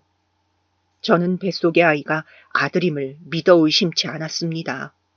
태몽도 그렇고 발길질 하는 것만 봐도 씩씩한 아들이라는 게 마음으로 느껴졌어요. 그래서 임신 중에 계속해서 아버님이 저를 못살게 구셔도 꿋꿋이 참을 수 있었습니다. 그리고 그해 겨울 저는 떡두꺼비 같은 아들을 낳았습니다. 아버님은 겉으로는 내색 안 하려고 하셨지만 좋아하시는 게 티가 나더라고요. 아들을 낳고 나서 온몸에 뼈마디가 시리고 아팠지만 시댁에 살면서 산후조리란 건 생각도 못 해봤어요. 아이를 낳고 얼마 지나지 않아 다시 예전의 생활로 돌아가야 했죠. 거기에 아이까지 봐야 했으니 하루 중 쉴 시간은 단 1분도 없었습니다. 어머님이 아이 보는 것을 조금 도와주시긴 했지만 그래도 아이가 생기기 전과 비교할 수가 있나요? 아이를 낳아보신 분들이라면 애 키우는 게 얼마나 손이 많이 가는지 화장실 갈 시간도 없을 정도로 얼마나 눈을 못 떼고 지켜봐야 되는지 다들 아실 거예요. 하지만 아버님은 직접 애를 키워보신 적이 없으니 그런 저의 상황을 전혀 이해 못 하시더라고요.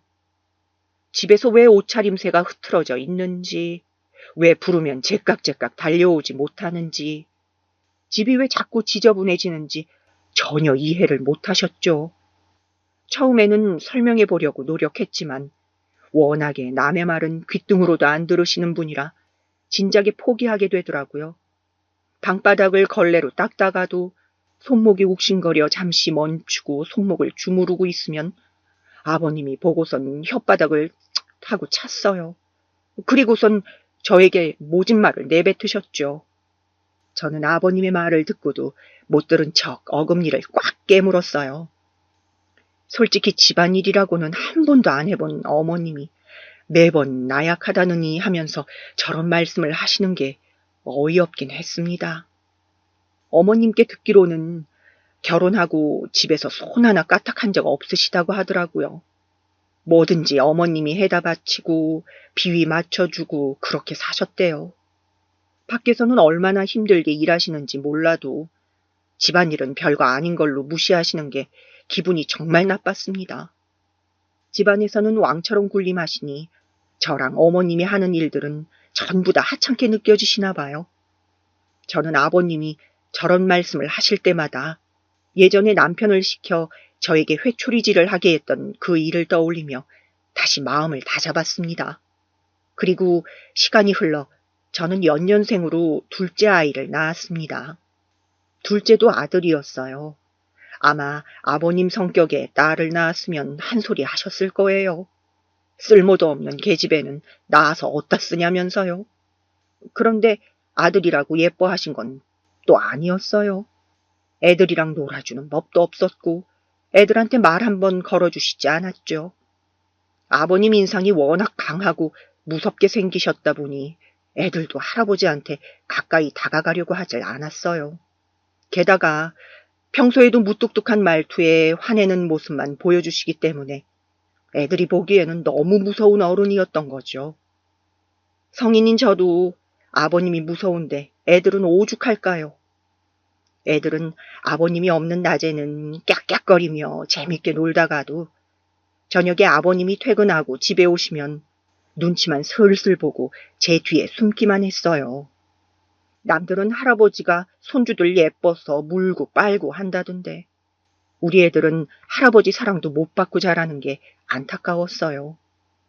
그리고 저 어린 것들이 벌써부터 눈치나 보고 주눅 들어 있는 게 정말 가슴이 아팠습니다. 매일 밤마다 아이들을 다독여주며 언젠가 분가하게 될 그날만을 기다렸어요.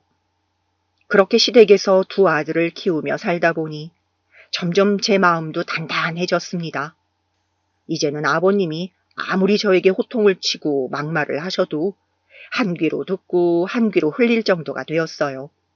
그런데 저에게 화를 내시는 건 이제 괜찮지만 아이들에게까지 모질게 구는 것은 정말 보기가 힘들더라고요. 아이들이 커서 이제 유치원도 가고 혼자 밥도 먹을 수 있는 나이가 되자 아버님은 또 그놈의 정시집안 타령을 하면서 애들을 훈육하려고 하셨어요. 툭하면 밥상머리 예절이니 뭐니 해가면서 밥 먹는 애들한테 손가락질 하면서 소리를 지르시고 애들이 집안에서 조금이라도 소리 내고 걸으면 시끄럽다고 혼을 내셨죠. 정시집안 사람은 발걸음도 사뿐사뿐 해야 된다면서요. 어느 날은 밤에 방에서 애들을 재우는데 큰애가 잠을 안 자고 자꾸 뒤척이더라고요. 그러더니 눈물이 글썽해진 눈으로 저에게 물었습니다. 엄마, 할아버지는 우리를 왜 이렇게 싫어해요? 아이는 저에게 이렇게 묻고선 닭똥 같은 눈물을 뚝뚝 흘렸어요. 저는 아이가 너무 안쓰러워서 품에 꼭 안아주고 말했습니다. 할아버지는 너희를 싫어하는 게 아니야. 할아버지는 평생 화만 내면서 살아오셔서 너희를 예뻐해주는 법을 잘 몰라서 그래. 제가 아이의 눈물을 닦아주며 다독이자 아이가 이렇게 말하더군요. 엄마, 우리 할아버지랑 꼭 같이 살아야 돼요? 그냥 우리끼리 살면 안 돼요? 저는 아이의 그 말에 머리를 망치로 얻어맞은 듯 띵했습니다. 생각해보니 아이가 초등학교 들어가기 전 분가하기로 남편과 약속했었는데 벌써 그 시간이 됐다는 걸 깨닫게 된 거죠. 저는 그날 바로 남편에게 분가 아니면 이혼 중 선택하라고 통보했습니다. 남편은 분가를 선택하더군요. 하지만 아버님께 말씀드리는 게 큰 문제였습니다. 분명히 길길이 날뛰실 게 뻔했거든요. 그래서 저희는 일단 집을 먼저 구하고 이사 날짜까지 정해놓은 후 통보하는 방식으로 진행하기로 했습니다. 빼도 박도 못하게요. 그리고 시간이 흘러 이사하기 하루 전 저와 남편은 아버님 방에 들어가 무릎을 꿇고 말씀드렸습니다. 남편은 아버님이 무서웠던지 떨리는 목소리로 겨우 말하더군요. 아버님은 역시나 남편의 말을 듣자마자 마시고 있던 찻잔을 집어 던지시더니 불같이 화를 내셨습니다. 이것들이 아주 쌍으로 미쳤구나. 너희들이 어른이 나를 무시하고 지금 뭐하는 짓이냐? 정씨 집안 사람이 정씨 집안을 떠난다는 게 말이 된다고 생각하냐? 아버님, 따로 산다고 해서 정씨 집안이 아닌 건 아니잖아요. 아이들 교육 문제도 있고 해서 이사 가는 거니 이해해 주세요. 제가 말대꾸를 하자 아버님이 또다시 회초리를 가져오시더라고요. 그러더니 몇 년 전 그날처럼 남편에게 회초리를 쥐어주시더군요. 남편이 극구 거부했지만 억지로 남편의 손가락을 벌려 회초리를 밀어 넣었어요. 너 이 새끼 결국 네 마누라 간수 못해서 이 사단을 내는구나. 너는 정씨 집안 장남 자격도 없다. 말을 안 들으면 때려서라도 가르치라 했거늘 더 큰 회초리를 가져다 줘야 하는 게냐? 저는 아버님이 꺼내온 회초리를 보자 그때 그 일이 떠올라 머리가 핑 하고 돌았습니다. 그날 그렇게 맞고 나서 종아리가 뻘겋게 부어오르고 피멍이 져서 한참을 고생했는데 저한테는 트라우마로 남은 그 일이 생각나자 눈앞이 까매졌습니다. 그런데 그때 방문이 벌컥 열리더니 큰애가 방 안으로 뛰어들어왔습니다. 그러더니 엉엉 울면서 할아버지에게 소리를 지르더라고요. 할아버지, 우리 엄마 괴롭히지 마요. 저는 너무 놀라 큰애를 안고 방을 나왔습니다. 애들을 재워놓고 온 거였는데 소란스러운 소리에 큰애가 깼나 봅니다. 평소에도 저에게 막말을 하고 화를 내는 할아버지를 보면서 아이도 쌓인 게 많았나 봐요. 저는 아이를 품에 안고 달래고 또 달랬습니다.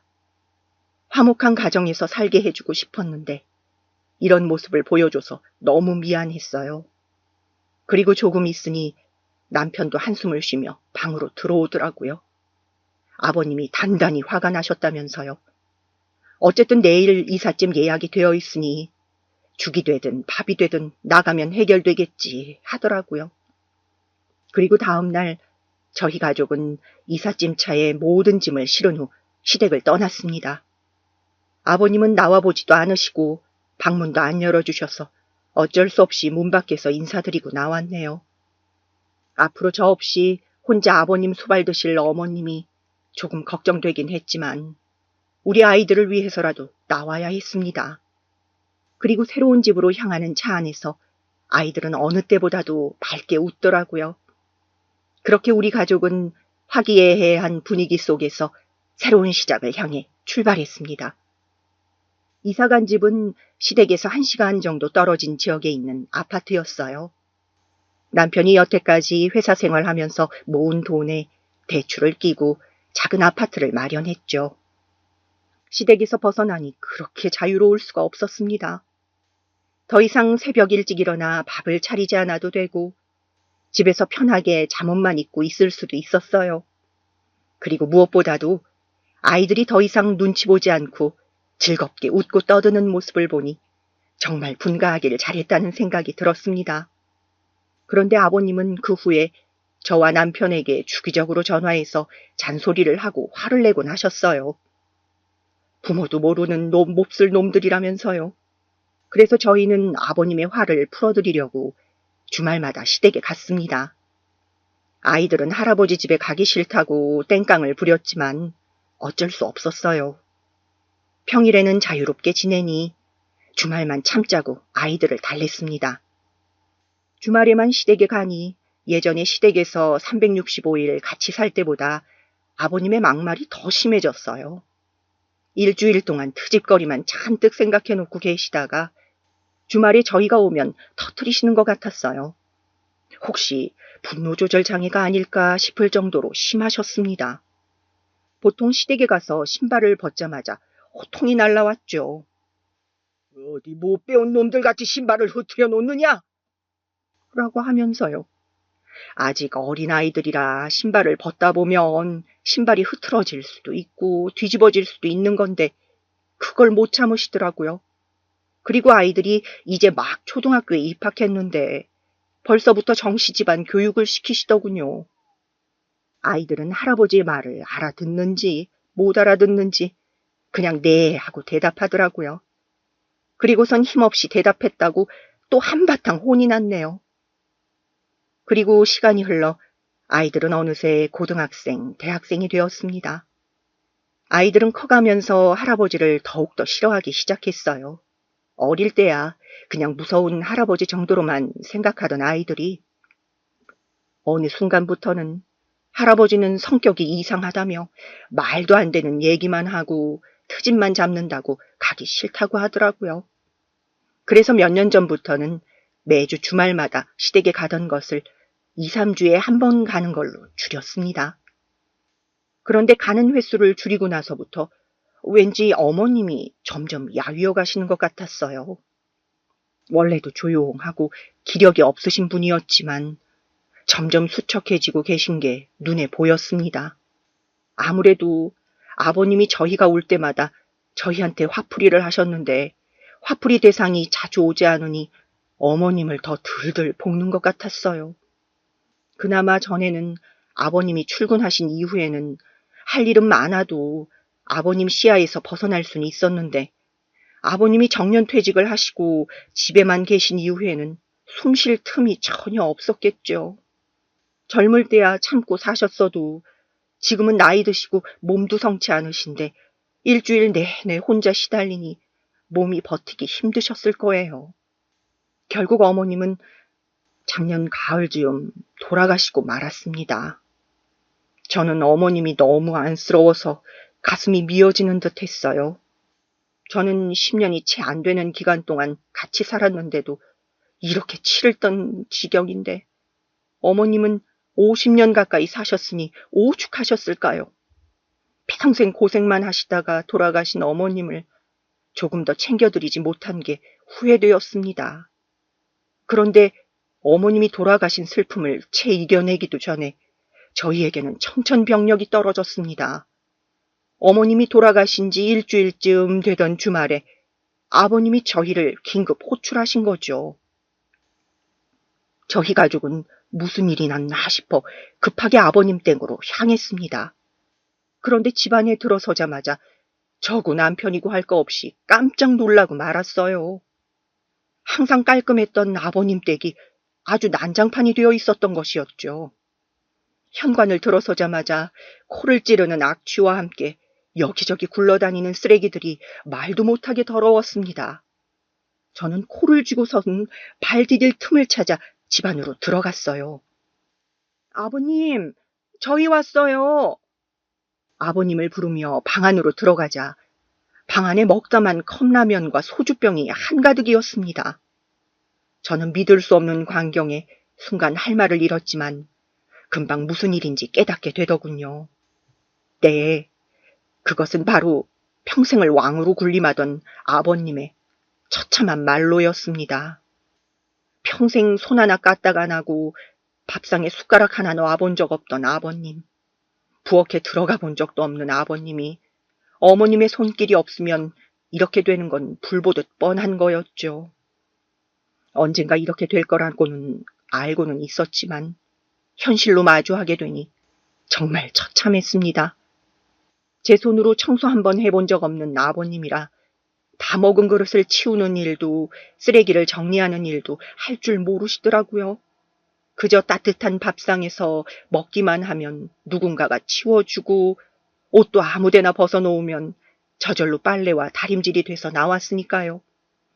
심지어 빨래통에 집어넣지도 않아 여기저기 굴러다니는 옷들에서는 쾌쾌한 냄새가 났고 빨래한 옷이 없으니 목 늘어진 러닝 셔츠에 트렁크만 입고 계시더라고요.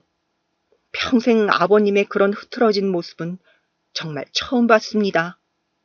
아버님은 부수수한 몰골로 일어나시더니 저희를 앉혀두고 말씀하시더라고요. 내 이제 너희 집에 들어가서 살아야겠구나. 이번 달 내로 이 집을 정리할 테니 너희 집 안방을 비워두도록 해라. 저는 아버님의 말씀에 할 말을 잃었습니다. 어머님이 돌아가시자 수발들 사람이 없어서 저희 집에 오시겠다뇨. 제가 어떻게 이 집에서 나왔는데 또다시 아버님 하녀로 살라니요. 생각만 해도 정신이 아득했습니다. 남편도 강압적인 아버지와 같이 살긴 싫었는지 선뜻 대답을 못하더라고요. 그리고 아이들 표정을 보자 두 아이 모두 울 듯한 얼굴이었습니다. 저는 마음을 가다듬고 한숨을 크게 쉬었어요. 그리고선 아버님께 말했습니다. 아버님, 그렇게는 못합니다. 그러자 아버님이 눈을 크게 치켜뜨시더니 자리에서 벌떡 일어나셨어요. 그 연세에도 어찌나 정정하신지 등도 하나 굽지 않고 몸을 쫙 펴시더라고요. 그러더니 뒤로 가서 침대 밑을 한참 뒤지시더니 무언가를 꺼내오셨습니다. 그리고 아버님이 꺼내오신 그 물건을 본 저는 너무 화가 난 나머지 폭발하고 말았어요. 그것은 바로 20년 전 그 회초리였습니다. 저는 악 하고 소리를 질렀고 그 광경을 지켜본 큰아들은 앞으로 달려가 할아버지의 손에서 회초리를 빼앗았습니다. 아무리 정정하셔도 혈기왕성한 남자애한테는 못 당하시더군요. 아버님은 큰아이를 밀치려고 하시다가 본인보다 키가 큰 손주가 무서운 얼굴로 노려보자 주춤하시더라고요. 그러더니 멋쩍은 표정으로 다시 자리에 앉으셨어요. 저는 다시 한번 마음을 가다듬고 아버님께 말했습니다. 아버님, 제 나이가 이제 내일 모레면 50이에요. 회초리는 이제 필요 없습니다. 그리고 아버님이 애들 아빠한테 회초리를 쥐어주며 늘 말씀하시던 거 저 다 기억하고 있어요. 정씨 집안 사람으로서 가져야 되는 마음가짐에 대해서요. 그러자 아버님은 에헴하고 헛기침을 하시더니 이렇게 말씀하시더군요. 그래, 네가 알긴 아는구나. 그래야 정씨 집안 며느리지. 그리고 저는 아버님의 눈을 똑바로 쳐다보면서 말을 이어나갔습니다. 네, 아버님. 저 엄연히 정씨 집안 사람이에요. 정씨 집안 사람 되려고 그동안 뼈를 깎는 고통을 참으며 노력했어요. 그러니 저도 한마디 할 자격이 되지요? 그러자 아버님은 흥 하더니 고개를 돌리시더라고요. 저는 상관하지 않고 말을 계속했습니다. 아버님이 항상 말씀하시던 거 저 뼛속까지 기억하고 있어요.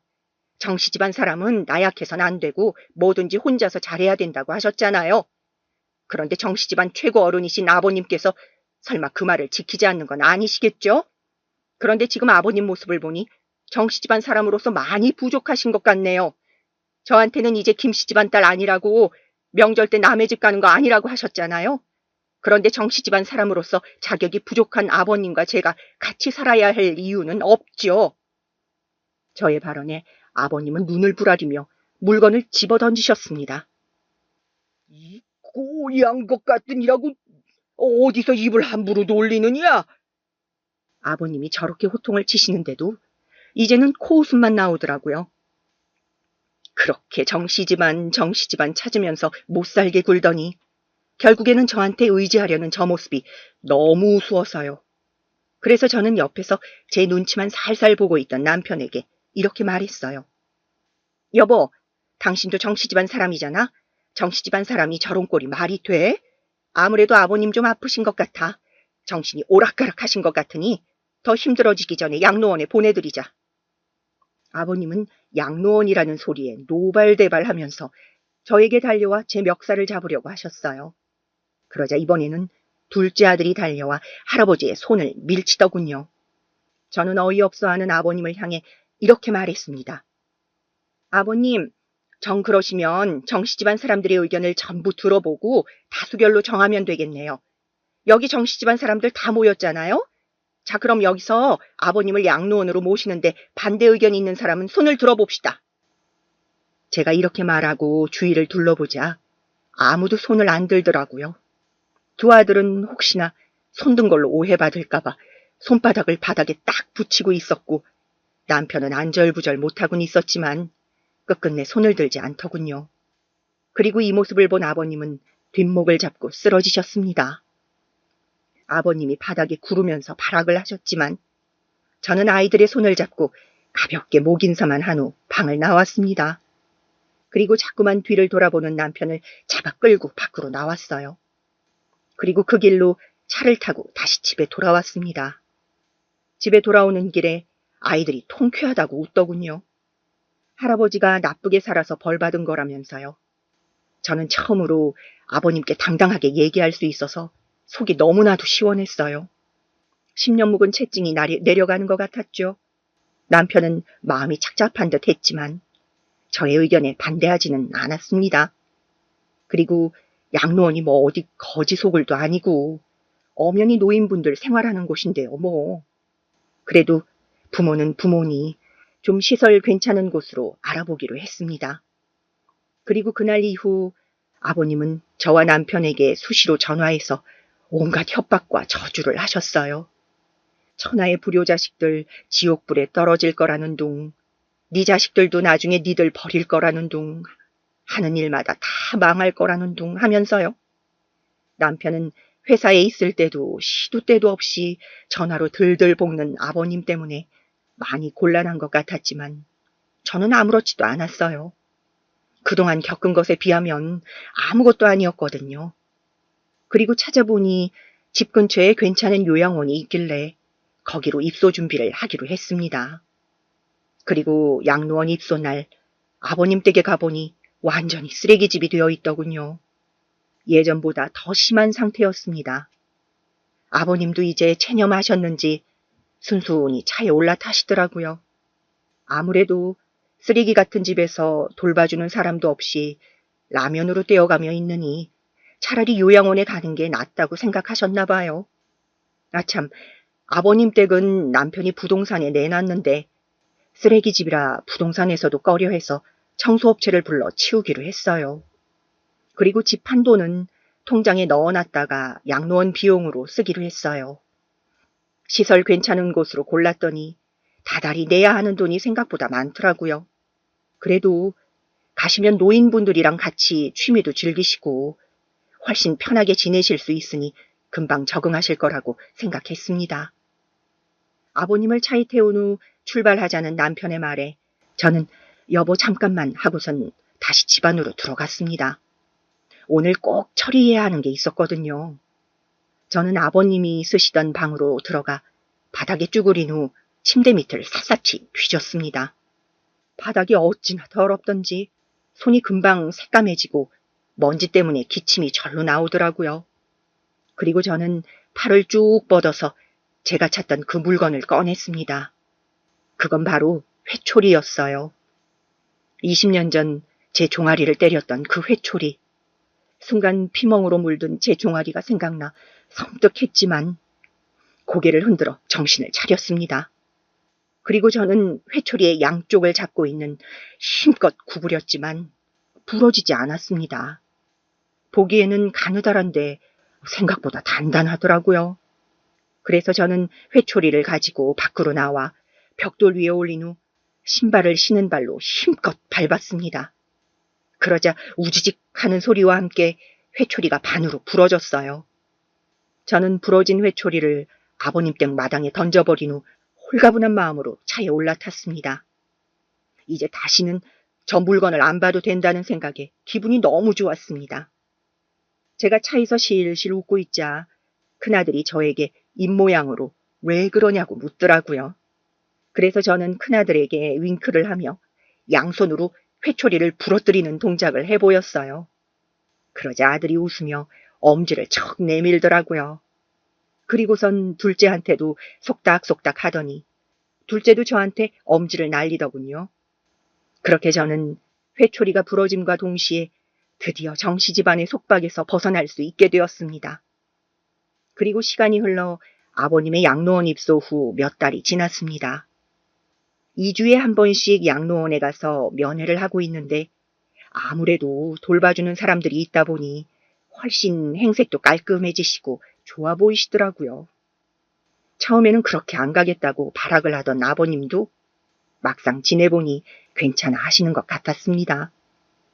그 성질머리는 못 고치시고 요양원 봉사자들을 힘들게 한다는 얘기를 듣긴 했지만 그것까지 어찌할 방법은 없었죠.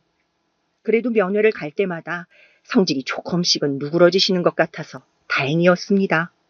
그리고 이번 주는 조금 특별한 손님과 함께 양로원에 방문하기로 했어요. 바로 결혼하고 한 번도 본 적 없던 남편의 남동생, 저의 도련님이요.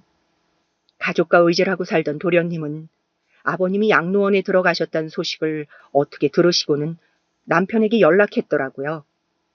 호랑이가 이빨이 다 빠졌네라고 하면서요. 도련님을 본 아버님의 반응이 어떨지 너무 궁금하네요. 20년 만에 찾아온 도련님을 보면 아버님도 그동안 살아온 세월을 반성하실까요? 그랬으면 좋겠네요. 앞으로 아버님이 얼마나 더 사실지는 모르겠지만 그래도 못된 사람으로 남는 것보단 반성하고 좋은 사람으로 살다 가셨으면 좋겠어요. 아이들만이라도 할아버지를 너무 미워하지 않게요. 생각해보니 저도 참 바보같이 살았네요. 그 모진 말과 행동들을 그대로 당하며 살았으니까요. 아무리 무서워도 말대꾸 한번, 발악 한 번이라도 더 했어야 했는데 하다못해 정 못 참겠으면 아이들만이라도 데리고 이혼이라도 했으면 조금 더 나았을 텐데요. 뭐 지나간 시간 후회해봤자 소용없지만 그래도 아쉬움이 남는 건 어쩔 수 없네요. 아마 저 말고도 젊은 세대들 중에서도 시댁에서 당하고 사시는 분들 꽤 있을 거예요. 요즘 세대에는 좀 덜하긴 하겠지만 그래도 시자는 시자니까요.